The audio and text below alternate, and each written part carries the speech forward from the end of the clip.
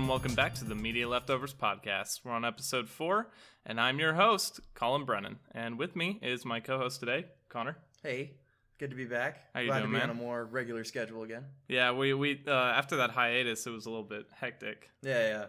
But I'm glad we got everything together, and actually with us, we have a special guest, is our roommate and good friend, Joey Baden. What's up, dude? Hello. Now, if I understand correctly, this is your first time being on the show? Yes. How does it feel? Weird. Weird?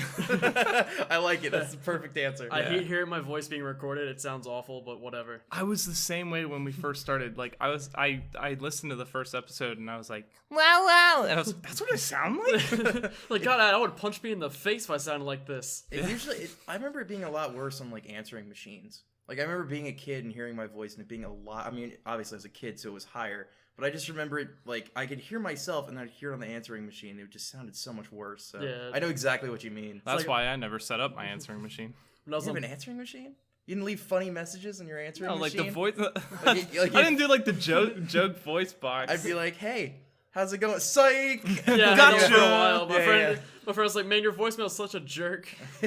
So, Joey, I have a question for you. All right. What makes you a specialist on this topic? What's the topic? What's the topic? The topic for today.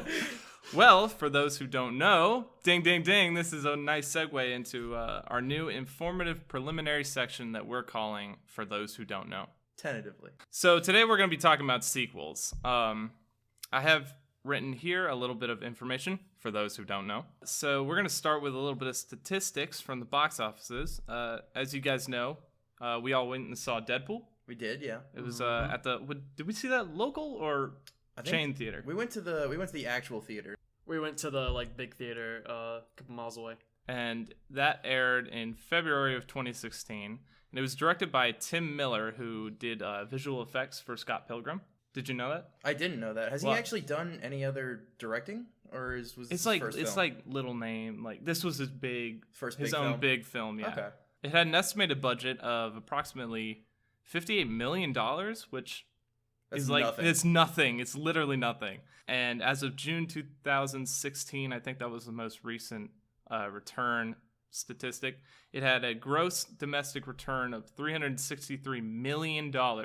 And to put that into perspective, they made almost 6 times what they put in. That's about 626% profit. That was just domestic too, right? That wasn't worldwide. Yeah, I think that was just domestic. Okay, yeah, because I want to say it made over $1 billion in theaters. Yeah, it was a huge Yeah. hit. So it is Everyone loved It's it. a top grossing R-rated movie, so. Yeah. Well, didn't Logan knock that down? No. We don't know because Or we have I to think wait we'd for the actually returns. We had the same conversation last podcast. I think but we no. did. Yeah, no, Logan. We don't know yet because Logan is still in theaters and those numbers haven't come back yet. But I mean, probably a month after it comes out, we'll know for sure. But I actually don't think it will. Yeah, so I don't think it'll be Deadpool. Deadpool's a lot more popular than Wolverine, I think. Yeah, for sure. I mean, people have been waiting years for this movie. I think Logan was just a continuation of something that had kind of started to fail a little bit. I mean, the Wolverine series as a whole. It was losing its steam. Yeah, and this brought it back, but then only to, spoilers, kill him off. The last hurrah before the reboot. Yeah. Well, actually, that's fun. That's fun. That is fun. That is fun. It's also funny that you mentioned that. I have a little tidbit here. Did you know that the working U.S. title for Deadpool the movie began as X-Men Origins Deadpool? Oh no. So they were gonna geez. continue. There was gonna be a continuation of the X-Men series from the last one, the shitty one, the Right. zipper mouthed Ryan Reynolds one. Okay. I mostly feel negatively about that, but it would have been kind of funny if it had continued that way, but then the whole movie, it had shit on X-Men Origins Wolverine. It just made fun of it the whole entire time. They were just like, guys, we know we made a mistake. Yeah, it was like a shot-for-shot remake of X-Men Origins Wolverine, but with new Deadpool, like Ryan Reynolds Deadpool. I think that would have been actually pretty funny. Actually, after that, the title was later switched to X-Men Deadpool. Okay. So getting rid of the X-Men Origins, it was just X-Men Deadpool, and then they finally committed to severing the X-Men portion from the title. That was smart. I'm glad That's that good, it was its Yeah, own I like that standalone it was film. its own entity, and it had its own separate thing, like you were talking about. Well, that's kind of what Logan was too. I mean, Logan was barely connected to the X-Men universe. It referenced it much like Deadpool did, but it was really just a story about Wolverine. I'm sure if you showed that movie to someone that had no idea about comic books, they would just be like, "Oh, this is a kind of a cool standalone movie." Well, yeah, it was just a good movie in general. I mean, it was a great comic book movie, but it was a really, really solid just actual movie. So that's kind of one of the reasons why I like it so much. So, speaking about Deadpool, we're going for the sequel theme here. Deadpool 2, it's slotted for what appears to be a 2018 release. Although, do you guys think it's going to be like late 2017? Because generally media that says they're going to be released at a later time, I know a lot of video games do this, is that they kind of set it as a placeholder date. And then later they go back in and they're like, oh, it's actually going to be, 2 years earlier. I don't know. I mean, like... I think they're probably going to stick to that. I don't know what they have planned for this year in terms of X-Men, or I mean, I guess they did Wolverine. I don't know if they're going to do another one after that, or what do you think? I wouldn't think so. I mean, like, I think they got enough money to last them through this year, just pay for any extra ones. Yeah, no, I totally agree with that. No, I don't know. I think I would rather have it come out in 2018 because I really want them to spend their time on this movie. Yeah, I want them to same. polish it. Yeah. I don't want this to just be another Anchorman 2 situation. Yeah, where it's, yeah. I mean, like, well, Anchorman 2 is interesting because it's funny. Like, I laugh a lot during Anchorman 2, but the story is atrocious. It's just not, it's nowhere near what solid. they had in the first one. No, not at all. Same thing like Zoolander 2 as well. Exactly. Oh. Except Zoolander 2 didn't make me laugh. No. And that was my issue. The only with it. scene that I laughed in Zoolander 2, spoilers, is where Justin Bieber is running up on the wall and then they pull out the gats and just light him up. Yeah, that's the funniest part of that. They murked the shit out of Bieber. And it was Although funny. I love when he blue steals and then he dies. Like, Yeah. that's the best part. Yeah, that's true. I mean, and it's funny because like I saw that because it's the first 10 minutes. I mean, it's literally the first scene of the film is Justin Bieber dying, and I was like, all right, I expect a lot from this movie now, and the rest of it is just it's garbage. It can only go downhill from there, really. After you kill Justin Bieber, there's not a lot of places you can go in your movie, but. So yeah. when we talk about sequels kind of not living up to the hype of the original movie and, the ever creeping power level that you have to basically feed the beast, you know what I mean? Mm-hmm. Is that all your fans are expecting a certain standard of entertainment that you gave them in the original, and now you're kind of required to meet that standard in your second video or your second movie. Do you think Deadpool 2 is going to flop? Or is it going to live up to its expectation that it set for itself? I don't know. I honestly don't know. In terms of box office returns, it'll do great. Now, hold on. Can I tell you why I'm afraid for this? Yeah, sure. So I did a little bit of research, and it's being directed by David Leitch. I hope I'm saying that name right. David Leitch, if you're out there and you're listening to this, I don't know why you would be, but Leitch. Leitch? I don't know. You have a stupid name, David. So Sorry, David. He's credited in over 80 different movies as a stuntman / stunt coordinator. These movies include 300, Fight Club, Troy, Hitman, The Agent 47 Story, V for Vendetta, and he even directed several scenes for John Wick. What a resume. I made some cool action scenes at least. I mean, the fighting's going to be top notch. That's where I'm going with this, Joey. Thank you for bringing this up. Already off the bat, this is making me really nervous, as I'm afraid that the movie will be losing most of what made it a fantastic film in the first place, which is its comedic value, to me at least. I'm afraid we're going to be trading out some of the scenes that seem to lighten the mood and break the fourth wall in favor of like top, AAA action scenes. What do you guys think? I think that they know, well, at least I hope that they know what made that movie good, and that it wasn't its R rating, it wasn't the over-the-top violence, it was the comedy, it was the character itself. And that worries me when you have a studio that kind of lets you make whatever movie you want.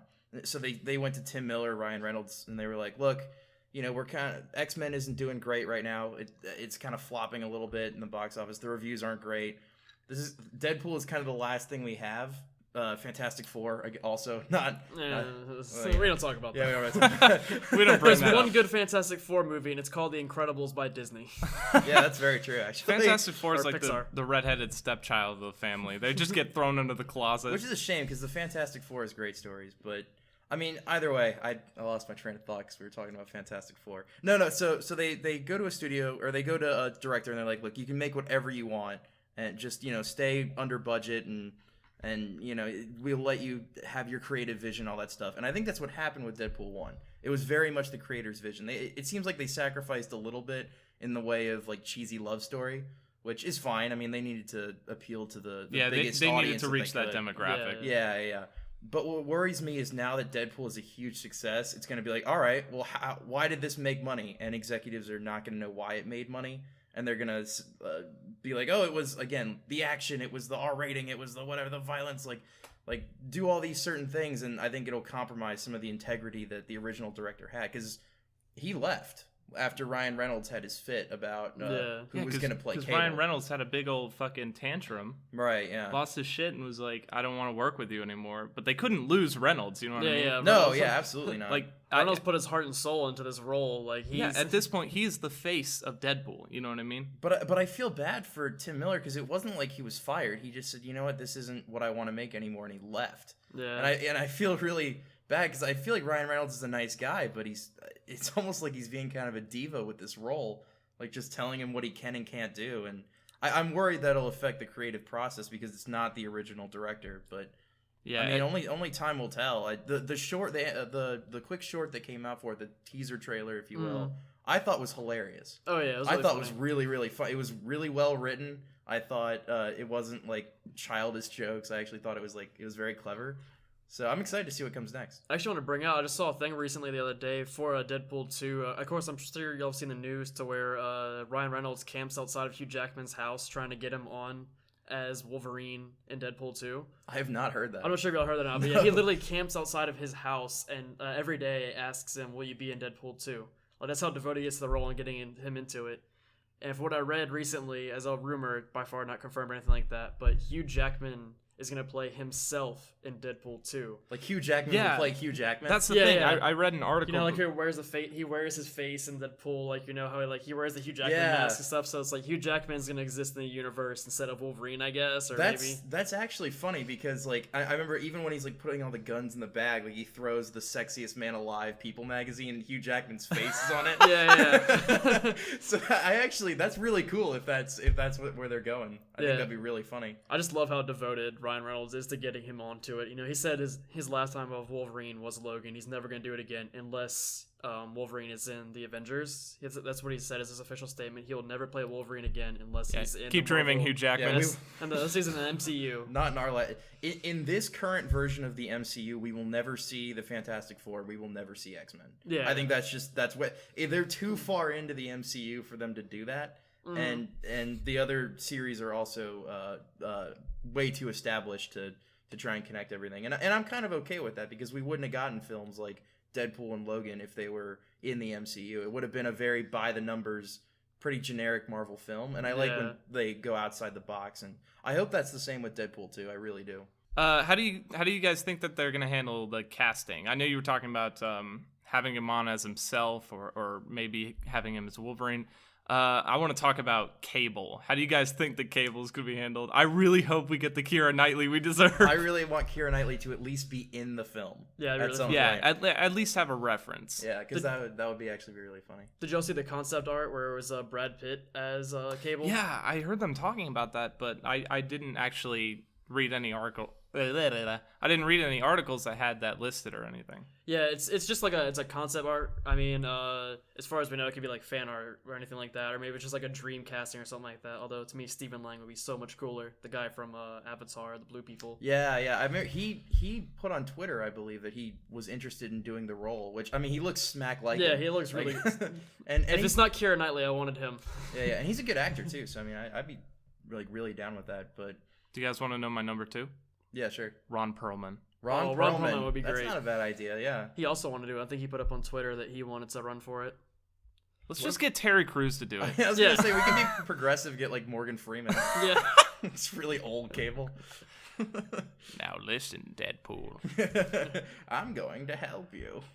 This is my friend, Mr. 44. God, I am terrible at Morgan Freeman. We're both just god awful. All right, so we're gonna move into the second part of this. Okay, yeah. So we've had a little bit of fun jabbing at Deadpool and all those movie executives that want to take over and cash crop this motherfucker. But I certainly want to have that. move over to movie sequels potentially being worse. No, we already did that. I want to move over to movie reboots and adaptations. Recently, it feels as though a lot of the entertainment that's being pumped out nowadays is quotations new and improved versions of all their old stuff that did like phenomenal back in the day, like, you know, incredible hits. And we chalk it up as simply, you know, tickling that nostalgia funny bone. A couple of good examples of this are you went and saw Beauty and the Beast. I did see the Beauty live and the action Beast, one, yeah. right? Do you want me to talk about Yeah, that? hell Okay, yeah. What'd you think about it? This is a podcast, of course. This is a podcast. I should be talking. Yeah. All right. No. So I did see Beauty and the Beast. I went to go see it. What was it? Like, probably 2 weeks ago at this point, and I did not like it very much. And I should preface this by saying I'm a huge fan of the original. I think the original Beauty and the Beast animated film from 1990, Sure. somewhere around there. It's like 1995. It's somewhere in the 90s. 1990X. Yeah, exactly. Oh, that sounds cool. It's like a future robot Yeah. thing. I was doing more like the Distant DMX, future. like 1990X gonna give it to you. I like that too. No, but so it came out, and I love that movie. I think it's one of the best animated movies of all time.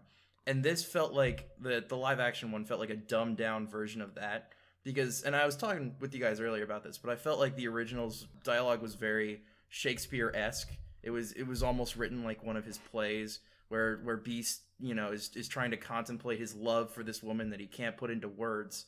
And then in the new one, it's just it has language that, I hate to say this word, but it's sort of millennial in a sense. It's kind of like, hey, yo, babe, so guess what? I love you, and like, I don't know. It felt very dumbed down for an audience that I think. Hey, baby, you want this rose? I got this rose for you. Bitches love flowers. Yeah, bitch, I got that bitch a flower. love me for these petals fall down. Like, I don't know. It just didn't really hit. And they added a bunch of new stuff to the story that wasn't in the original that just didn't make any sense. Like, the Beast has a book that lets him travel anywhere in the world, but he What the chooses fuck? to stay in the castle. Yeah, no, Are you kidding me? If I had a book that let me travel anywhere, I'd take that bitch to Shanghai. Let's go. If you go into the GameStop, I wouldn't be staying in Beast Castle. I'm like, you guys want to go see a movie? Yeah, all right. Take my book. Yeah.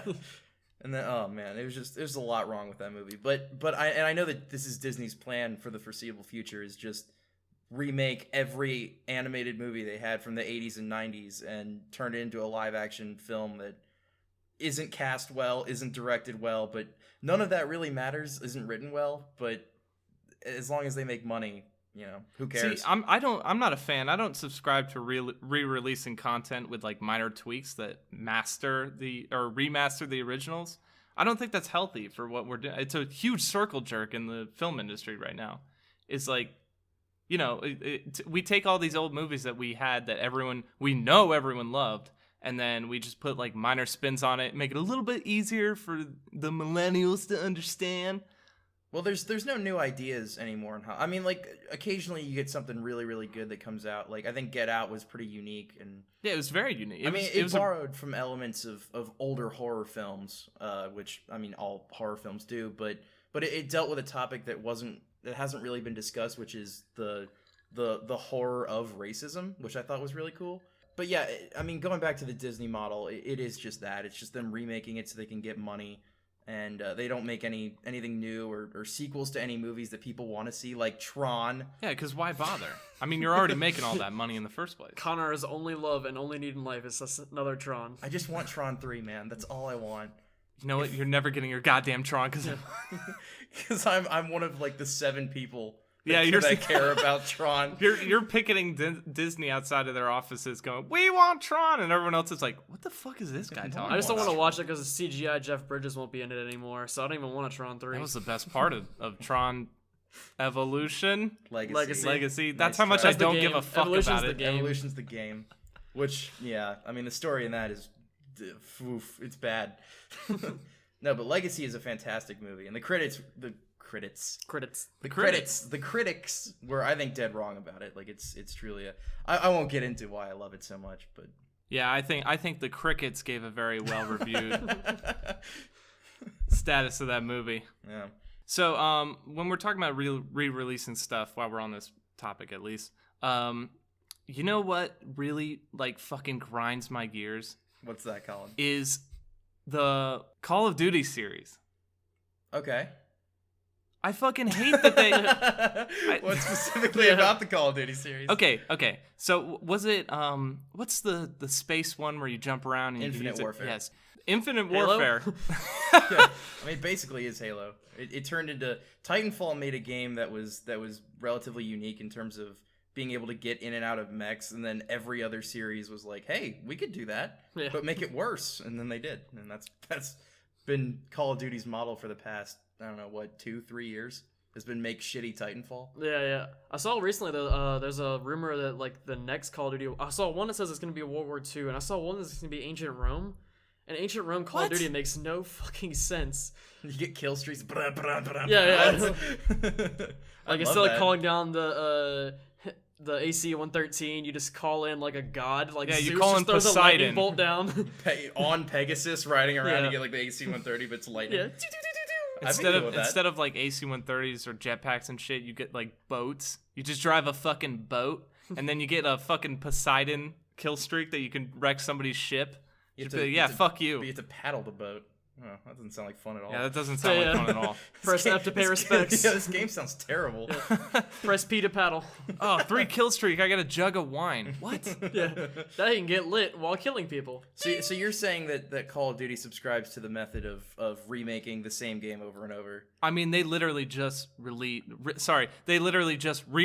Modern Warfare 2. I mean, if I'm not mistaken. This news that you're telling me right now is the same as the sky is blue. This has been Call of Duty's deal for what, 8 years now? Just release the But same guys, exact game. the fish move out of the way. They were really excited in that E3 trailer where they were like, "Oh, well, we have fish physics now." Like, oh, that's what everyone wants in a Call of Duty Fishix, game. if you will. Fish X. Fishix. I actually saw one video where it was like, I don't remember whose video it was, but it said it showed that clip from the trailer. It was like, fish move out of the way now. It shows Mario Sunshine and or whatever. it shows Mario 64. Yeah, that's what it was, And yeah. fish are moving out of the way as Mario goes up to it, which is like 20 years earlier. Yeah. Congrats on catching up to every game ever. Yeah, I love that was their big selling point for that game. You know, they actually took some of the aiming methods that they used to like position your character from GoldenEye. Yeah. Oh, revolutionary. Thanks, Call of Duty.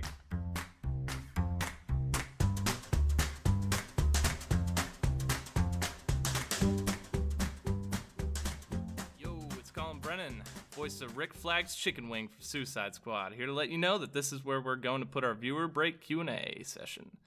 It's pretty much exactly what it sounds like. We pull questions from you guys, the fans, and we post and discuss them here, like 5-minute section or something. It's not going to be too heavy on the time frame. Unfortunately, we don't have any fan-submitted content to talk about right now, so I'm pretty much just informing you that from now on, this is where the section will be, and you could be mentioned here. It's simple. Just send us a question, comment, concern, literally anything. Literally anything. We have 0 comments, 0 questions, anything. Just it's the bar is so low. You can get in so easy right now. Just send it to our Twitter account. You could DM me at Media Leftovers. That's media_leftovers on Twitter. Through Facebook, you can find us at Media Leftovers Podcast. Or you could simply put it in the YouTube comments. And with a little luck, you could be featured on our show. Be on the lookout for posts on our social media that'll be titled Episode 4 Q&A. That's where you're going to write your questions and we'll reply to the posts. I think we might do themes. It's not really, it's kind of up in the air right now, so it's not really concrete. But I think for this week, we're going to go with food. I'm always really hungry, so we're going to go with food. So if you listen to the show or you don't at all, and I'm not sure how you know how to do this, send us your quarrels. Anyway, we're going to get back into the show with some free time after this jingle. Catch you on the flip side, Chaplet.